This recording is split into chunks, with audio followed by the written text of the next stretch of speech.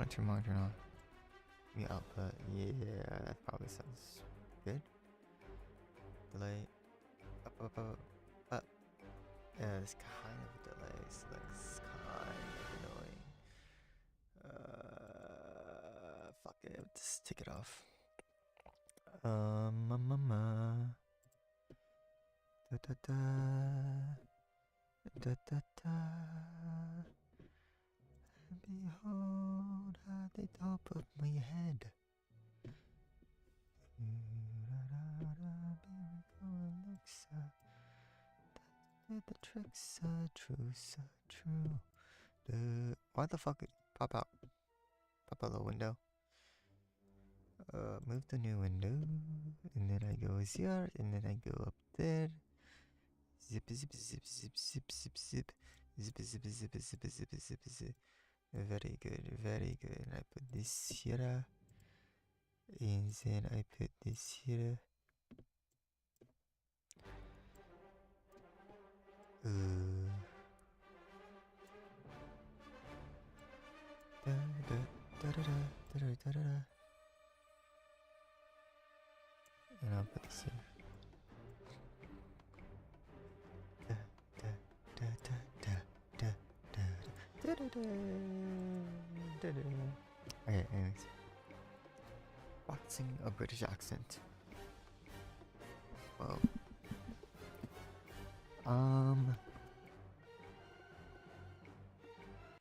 Chapter 1.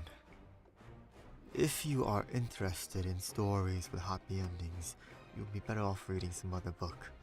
In this book, not only is there no happy ending, there is no happy beginnings and very happy things in the middle. This is because not very many happy things happened in the lives of the three Baudelaire youngsters. Violet, Klaus, and Sunny Baudelaire were intelligent children, and they were charming and resourceful, and had pleasant facial features, but they were extremely unlucky, and most everything that happened to them was rife with misfortune, misery, and despair. I'm sorry to tell you this, but that is how the story goes. The misfortune begins one day at Briny Beach. The three Baudelaire children live with their parents in an enormous mansion at the heart of a dirty and busy city, and occasionally their parents gave them permission to take a rickety trolley. The word rickety, you probably know, here means unsteady or likely to collapse, alone to the seashore, where they would spend the day as a sort of vacation, as long as they were home for dinner. This particular morning it was grey and cloudy, which didn't bother the Baudelaire youngsters one bit. When it was hot and sunny, Briny Beach was crowded with tourists, and it was impossible to find a good place to lay one's blanket. On grey and cloudy days, the Baudelaires had the beach to themselves to do what they liked. Violet Baudelaire, the eldest, liked to skip rocks. Like most 14-year-olds, she was right-handed, so the rocks skipped farther across the murky water when Violet used her right hand than when she used her left. As she skipped rocks, she was looking out at the horizon and thinking about an invention she wanted to build. Anyone who knew Violet well could tell she was thinking hard, because her long hair was tied up to a ribbon to keep it out of her eyes. Violet had a real knack for inventing and building strange devices, so her brain was often filled with images of pulleys, levers, and gears, and she never wanted to be distracted by something as trivial as her hair. This morning, she was thinking about how to construct a device that could retrieve a rock after you had skipped it into the ocean. Klaus Baudelaire, the middle child, and the only boy, liked to examine creatures in tide pools. Klaus was a little older than 12 and wore glasses, which made him look intelligent. He was intelligent. The Baudelaire parents had an enormous library in their mansion, a room filled with thousands of books on nearly every subject. Being only 12, Klaus, of course, had not read all of the books in the Baudelaire library, but he had read a great many of them and had retained a lot of the information from his readings. He knew how to tell an alligator from a crocodile, he knew who killed Julius Caesar, and he knew much about the tiny, slimy animals found at Briny Beach, which he was examining now. Sunny Baudelaire, the youngest, liked to bite things. She was an infant and very small for her age, scarcely larger than a boot. What she lacked in size, however, she made up for with the size and sharpness of her 4 teeth. Sunny was at an age where mostly speaks in a series of unintelligible shrieks, except when she used a few actual words in her vocabulary, like bottle, mummy, and bite. Most people had trouble understanding what it was that Sunny was saying. For instance, this morning she was saying "gak" over and over, which probably meant, "Look at that mysterious figure emerging from the fog." Sure enough, in the distance along the misty shore of Briny Beach, there could be seen a tall figure striding toward the Baudelaire children. Sonny had already been staring and shrieking at the figure for some time when Klaus looked up from the spiny crab he was examining and saw it too. He reached over and touched Violet's arm, bringing her out of her inventing thoughts. "Look at that," Klaus said, and pointed toward the figure. It was drawing closer, and the children could see a few details. It was about the size of an adult, except its head was tall and rather square. "What do you think it is?" Violet asked. "I don't know," Klaus said, squinting at it, "but it seems to be moving right toward us." "We're alone on the beach," Violet said, a little nervously. "There's nobody else it could be moving toward." She felt the slender, smooth stone in her left hand, which she had been about to try to skip as far as she could. She had a sudden thought to throw it at the figure because it seemed so frightening. "It only seems scary," Klaus said, as if reading his sister's thoughts, "because of all the mist." This was true. As the figure reached them, the children saw with relief that it was not anybody frightening at all, but somebody they knew, Mr. Poe. Mr. Poe was a friend of Mr. and Mr. Baudelaire's, whom the children had met many times at dinner parties. One of the things Violet, Klaus, and Sonny really liked about their parents was that they didn't send their children away when they had company over, but allowed them to join the adults at the dinner table and participate in the conversation as long as they helped clear the table. The children remembered Mr. Poe because he always had a cold and was constantly excusing himself from the table to have a fit of coughing in the next room. Mr. Poe took off his hot top hat, which had made his head look large and square in the fog, and stood for a moment, coughing loudly into a white handkerchief. Violet and Klaus moved forward to shake his hand and say, "How do you do?" "How do you do?" said Violet. How do you do?" said Klaus.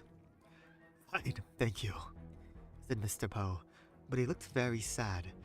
For a few seconds, nobody said anything, and the children wondered what Mr. Poe was doing there at Briny Beach when he should have been at the bank in the city where he worked. He was not dressed for the beach.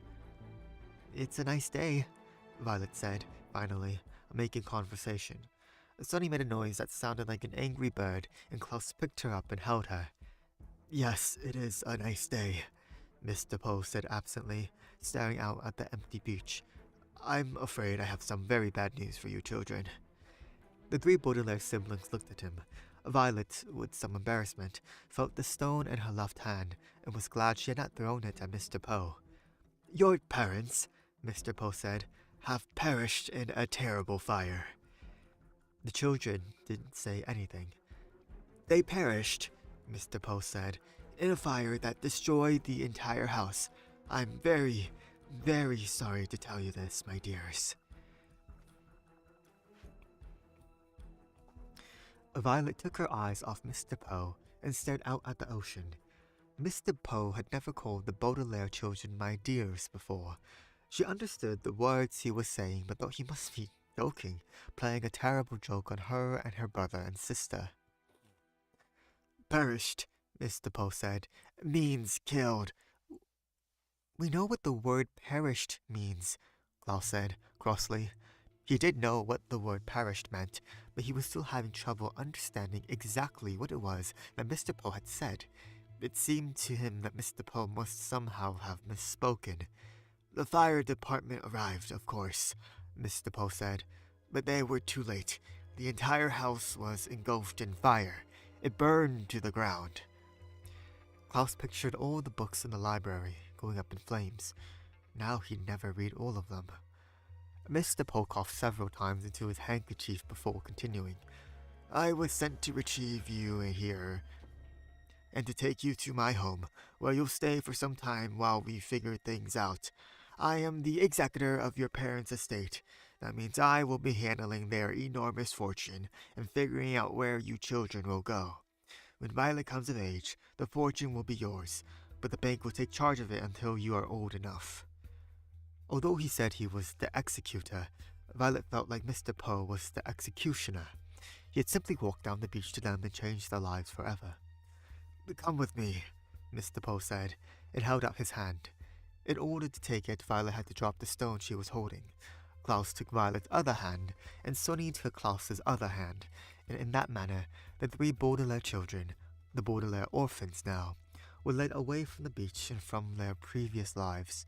Terrible because they had lost both their parents at the same time, and for several days they felt so miserable they could scarcely get out of bed. Klaus found he had little interest in books. The gears in Violet's inventive brain seemed to stop, and even Sonny, who of course was too young to really understand what's going on, did things with less enthusiasm. Of course, it didn't make things any easier that they had lost their home as well, and all their possessions. As I'm sure you know, to be in one's own room, in one's own bed, can often make a bleak situation a little better, but the beds of the Baudelaire orphans had been reduced to charred rubble. Mr. Poe had taken them to the remains of the Baudelaire mansion to see if anything had been unharmed, and it was terrible. Violet's microscopes had fused together in the heat of the fire. Klaus's favorite pen had turned to ash, and all of Sonny's teething rings had melted. Here and there, the children could see traces of the enormous home they had loved, fragments of their grand piano, an elegant bottle in which Mr. Baudelaire kept brandy, the scorched cushion of the window seat where their mother liked to sit and read. Their home destroyed, the Baudelaires had to recuperate from their terrible loss in the Poe household, which was not at all agreeable. Mr. Poe was scarcely at home because he was very busy attending to the Baudelaire affairs, and when he was home he was often coughing so much he could barely have a conversation. Mrs. Poe purchased clothing for the orphans that was in grotesque colors and itched, and the two Poe children, Edgar and Albert, were loud and obnoxious boys of whom the Baudelaires had to share a tiny room that smelled of some sort of ghastly flower. But even given the surroundings, the children had mixed feelings when, over a dull dinner of boiled chicken, boiled potatoes, and blanched — the word blanched here means boiled — string beans, Mr. Poe announced that they were to leave the household the next morning. Good, said Albert, who had a piece of potato stuck between his teeth. Now we can get our room back. I'm tired of sharing it.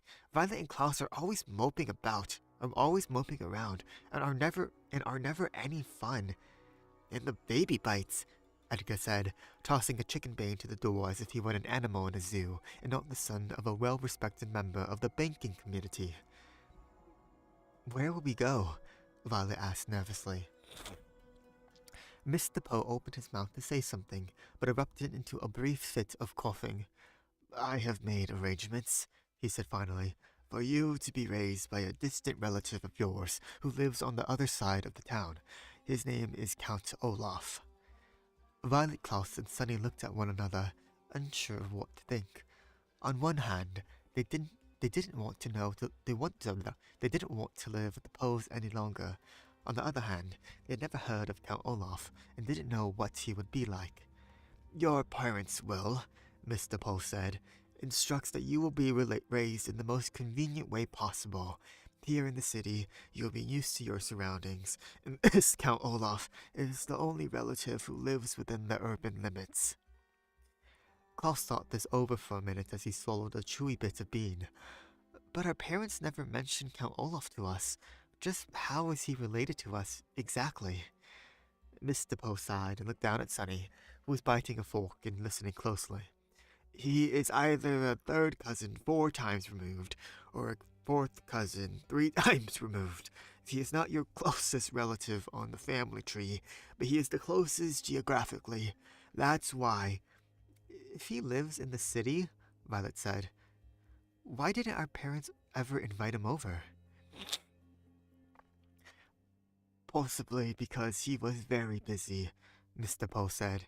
He's an actor by trade and often travels around the world with various theater companies. I thought he was a count, Klaus said. Klaus said, He, oops, he is both a count and an actor, Mr. Poe said. Now, I don't mean to cut short our dinner, but you children have to pack up your things, and I have to return to the bank to do some more work. Like your new legal guardian, I am very busy myself. The three Baudelaire children had many questions for Mr. Poe, but he had already stood up from the table and, with a slight wave of his hand, departed from the table. They heard him coughing into his handkerchief, and then the front door creaked shut as he left the house. Well, Mrs. Poe said, you three had better start packing. Edgar, Albert, please help me clear the table. The Baudelaire orphans went to the bedroom and glumly packed their few belongings. Klaus looked distastefully at each ugly shirt Mrs. Poe had bought for him as he folded them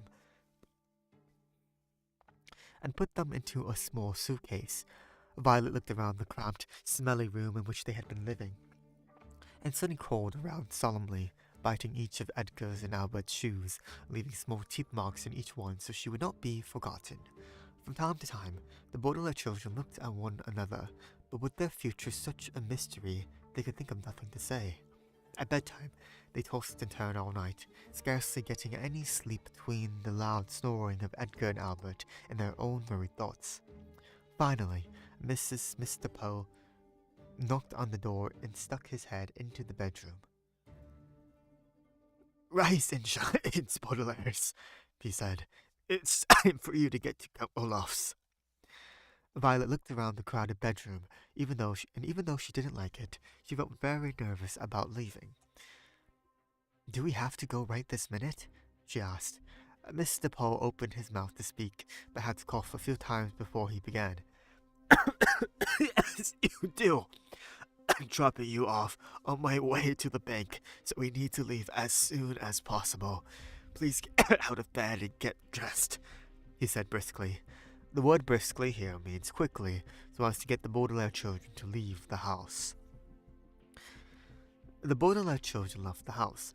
Mr. Poe's automobile rumbled across the cobblestone streets of the city toward the neighborhood where Count Olaf lived. They passed horse-drawn carriages and motorcycles along water in which young children played. They passed an enormous pile of dirt where the royal gardens once stood. Before too long, Mr. Poe drove his car down a narrow alley lined with houses made of pale bricks and stopped halfway down the block. Here we are, Mr. Poe said, in a voice undoubtedly meant to be cheerful. Your new home. The Baudelaire children looked out and saw the prettiest house on the block. The bricks had been cleaned very well, and through the wide and open windows one could see an assortment of well-groomed plants. Standing in the doorway, with her hand on the shiny brass doorknob, was an older woman, smartly dressed, who was smiling at the children. In one hand she carried a flower pot. Hello there, she called out. You must be the children Count Olaf is adopting. Violet opened the door of the automobile and got out to shake the woman's hand. It felt firm and warm, and for the first time in a long while, Violet felt as if her life and the lives of her siblings might turn out well after all. Yes, she said. Yes, we are. I am Violet Baudelaire, and this is my brother Klaus and my sister Sunny, and this is Mr. Poe, who has been arranging things for us since the death of our parents.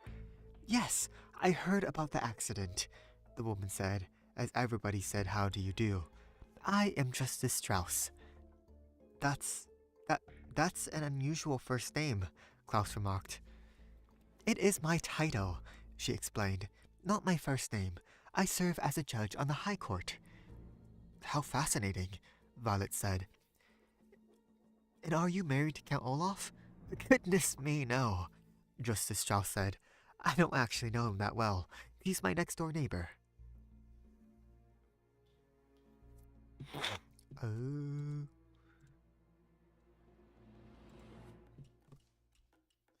The children looked from the well-scrubbed house of Justice Strauss to the dilapidated one next door. The bricks were stained with soil and grime. There were only two small windows which were closed with the shades drawn, even though it was a nice day. Rising above the windows was a tall and dirty tower that tilted slightly to the left. The front door needed to be repainted, and carved in the middle of it was an image of an eye. The entire building sagged to the side like a crooked tooth. Oh, well, I don't know, said Sunny, and everybody knew what she meant.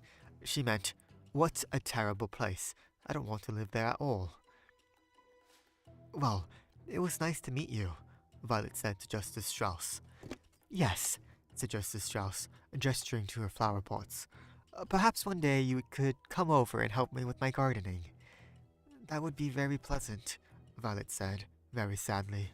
It would, of course, be very pleasant to help Justice Strauss with her gardening, but Violet could not help thinking that it would be far more pleasant to live in Justice Strauss's house instead of Count Olaf's. What kind of man, Violet wondered, would carve an image of an eye into his front door? Mr. Poe tipped his hat to Justice Strauss, who smiled at the children and disappeared into her lovely house. Klaus stepped forward and knocked on Count Olaf's door, his knuckles rapping tight in the middle of the carved eye. There was a pause, and then the door creaked open and the children saw Count Olaf for the first time. Hello, hello, hello, Count Olaf said in a wheezy whisper. He was very tall and very thin, dressed in a grey suit that had many dark stains on it. His face was unshaven, and rather than two eyebrows, like most human beings have, he had just one long one. His eyes were very, very shiny, which made him look both hungry and angry. Hello, my children. Please step into your new home and wipe your feet outside so no mud gets indoors. As they stepped into the house, Mr. Poe behind them, the Baudelaire orphans realized what a ridiculous thing Count Olaf had just said. The room in which they found themselves was the dirtiest they had ever seen, and a little bit of mud from the outdoors would have made a big difference. Even by the dim light of the one bare light bulb that hung from the ceiling, the three children could see that everything in this room was filthy, from the stuffed head of a lion which was nailed to the wall, to the bowl of apple cores which sat on a small wooden table. Klaus willed himself not to cry as he looked around. This room looks like it needs a little work, Mr. Poe said, peering around in the gloom. I realize that my humble home isn't as fancy as the Baudelaire mansion, Count Olaf said, but perhaps with a bit of money we could fix it up a little nicer. Mr. Poe's eyes widened in surprise, and his coughs echoed in the dark room before he spoke. Baudelaire, chill fortune, he said sternly, will not be used for such matters. In fact, it will not be used at all until Violet is of age. Count Olaf turned to Mr. Poe with a glint in his eye like an angry dog. For a moment, Violet thought he was going to strike Mr. Poe across the face. But then he swallowed. The children could see his Adam's apple bob in his skinny throat and shrugged his patchy shoulders. All right then, he said. It's the same to me. Thank you very much, Mr. Poe, for bringing them here. Children, I will now show you to your room. Goodbye, Violet, Klaus, and Sunny, Mr. Poe said, stepping back through the front door. I hope you will be very happy here. I will continue to see you occasionally, and you can always contact me at the bank if you have any questions. But we don't know where the bank is, Klaus said. I have a map of the city, Count Olaf said. Goodbye, Mr. Poe. He leaned forward to shut the door, and the Baudelaire orphans were too overcome with despair to get a last glimpse of Mr. Poe. They now wished they could all stay at the Poe household, even though it smelled. Rather than looking at the door, then the orphans looked down and saw that although Count Olaf was wearing shoes, he wasn't wearing any socks. They could see in the space of pale skin between his tattered trouser cuff